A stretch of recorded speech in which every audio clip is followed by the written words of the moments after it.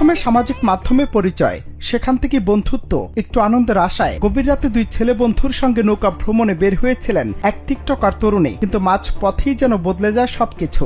রাতভর আনন্দ উল্লাস শেষে বাড়ি ফেরার পথে নিয়ন্ত্রণ হারিয়ে দুর্ঘটনায় পড়ে তাদের মোটরসাইকেলটি, আর তাতেই মর্মান্তিক মৃত্যু হয় তরুণী আফরিন জাহানের। শুনতে অবাক লাগলেও শুক্রবার ভোরে নাটোরের বড়াইগ্রাম উপজেলার আগ্রান সুতিরপাড় এলাকায় সংঘটিত এই মোটরসাইকেল দুর্ঘটনায় ঘটনাস্থলে নিহত হন তিনি। নিহত আফরিন শরীয়তপুরের মেয়ে হলেও কিছুদিন ধরে বড়াইগ্রামের বনপাড়া বাজারে বাসা ভাড়া নিয়ে থাকতেন।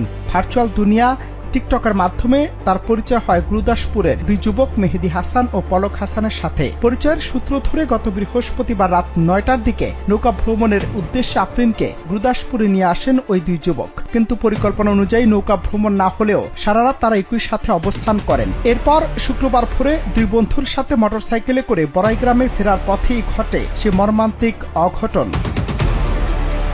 ভোররাতে বড়াইগ্রামের আগ্রান সুতিরপাড় এলাকায় পৌঁছালে দ্রুতগতির মোটরসাইকেলটি হঠাৎ নিয়ন্ত্রণ হারিয়ে মারাত্মক দুর্ঘটনার কবলে পড়ে। ধারণা করা হচ্ছে একটি অজ্ঞাত ট্রাকের সাথে সজোরে ধাক্কা লাগলে ঘটনাস্থলে নিভে যায় তরুণী আফরিনের জীবনের প্রদীপ। এই ঘটনায় গুরুতর আহত অবস্থায় দুই তরুণকে উদ্ধার করে নাটোর সদর ও গুরুদাসপুর হাসপাতালে ভর্তি করা হয়েছে। পুলিশ বলছে, দুর্ঘটনাস্থল থেকে তরুণী নিথুর দেহ দুমড়ে মুচড়ে যাওয়া মোটরসাইকেলটি উদ্ধার করে থানায় নিয়ে আসা হয়েছে।